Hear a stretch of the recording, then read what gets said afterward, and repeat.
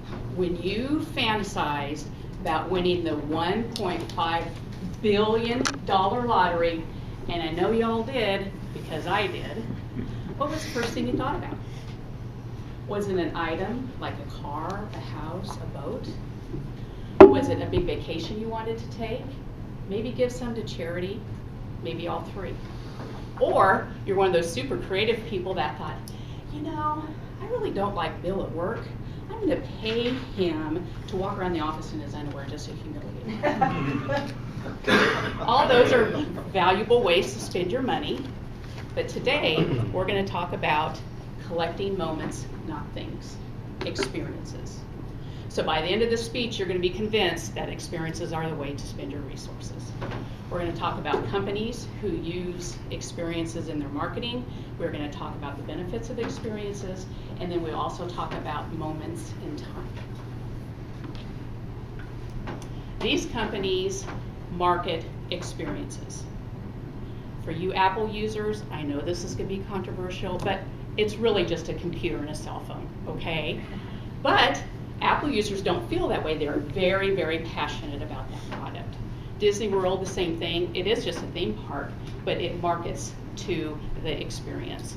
And Amazon, even somebody online, Amazon Prime, perfect example. They get as emotionally involved in their product and therefore we're more loyal.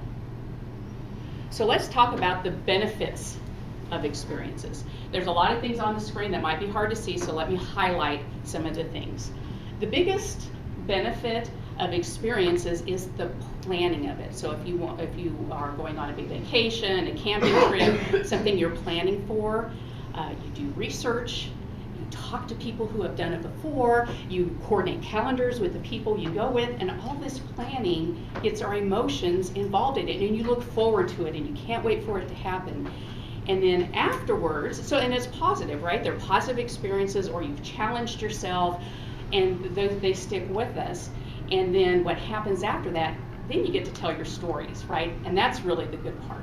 So experiences are definitely a better value. So you all have heard the term, money does not buy happiness. A study showed it actually does buy happiness, but for a short period of time. So let's talk about that. Let's say you have always wanted a BMW, and you saved your money and you worked really hard and you bought a BMW, and your satisfaction level is high, right? You worked really hard to get there. But as time goes on, your happiness, your satisfaction goes down, which I thought was counterintuitive. So if I worked hard to get my BMW and it has heated seats and it's winter, I am going to be really happy about my purchase, right? So this winter I am happy about the heated seats. Next winter, you know what? I'm used to them now. I'm used to what my iPhone does, and my satisfaction goes down. So let's talk about experiences. So they start at the same level. Material items go down, but experiences go up. And the reason experiences go up are for the items that are here. And mostly because you get to relive them.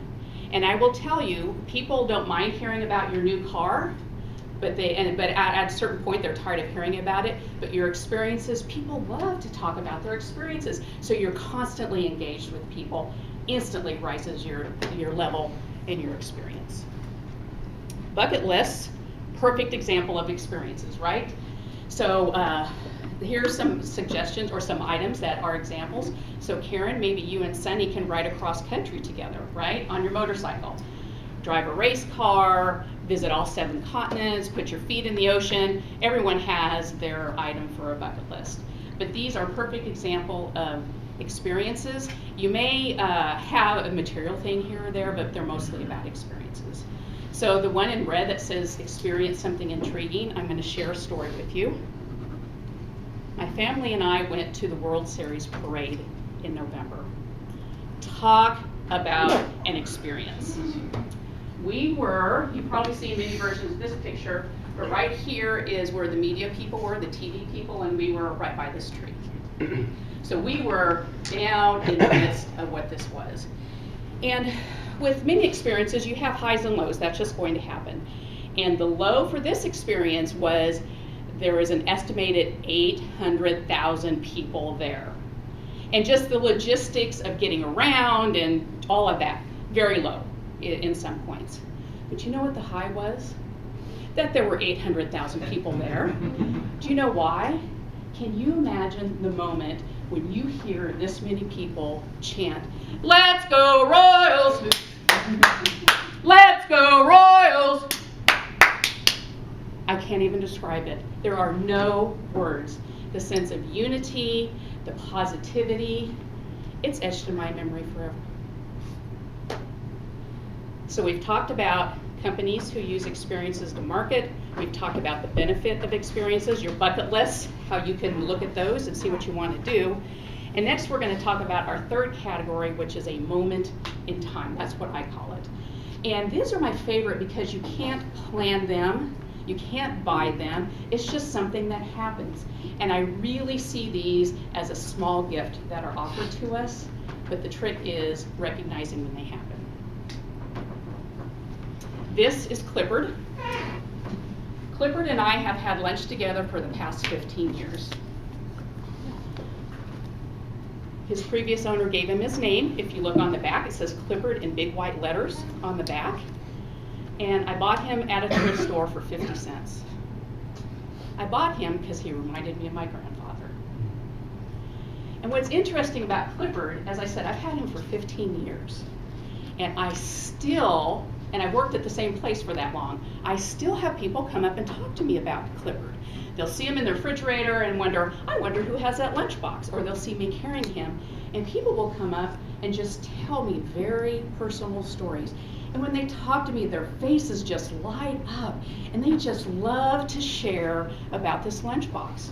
Normally, it's about a father or a grandfather, and they talk about what they used to see them pack and what job they did. Many people ask me if I still have the original thermos. No, I don't. And or people talk about the really cool lunchbox they had as a kid. And it's so interesting to me that this happens after all this time. So thank you, Clifford, for being the avenue for me to have and appreciate these moments in time.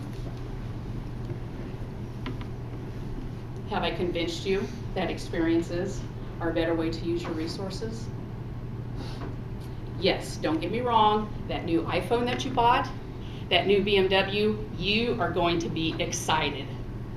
But a better way to spend your money for an extended period of time and more happiness is with experiences. So that vacation you wanted to take, the camping trip, whatever your experiences are, riding your motorcycle across the United States, whatever your experiences are, and the moments in time are really the ones to recognize and appreciate the gift that's given to you. So I'm going to leave you with a story. It was a Sunday afternoon after church, and my husband and I were fixing lunch in the kitchen. We had just started taking ballroom dancing classes. I remember the days slow, of quick, the school time, slow, of hanging around in the slow, sleepy slow, town quick. forever. And our kids came in to see what we were Back doing. roads and I grabbed my son Sam, miles. Brian grabbed my daughter Reese, Well, you and we were can have a dancing in the drink. kitchen, learning the foxtrot. Slow, I slow, saw you, quick. I knew Slow, quick. we'd go together. It was January, cold January afternoon, and we were in the kitchen doing the foxtrot. And you know what? It Leave your just hit me. old job, baby. My eyes filled up with tears, and it just hit me. Like, this is a moment. It was a moment of joy, just pure joy. Thank you.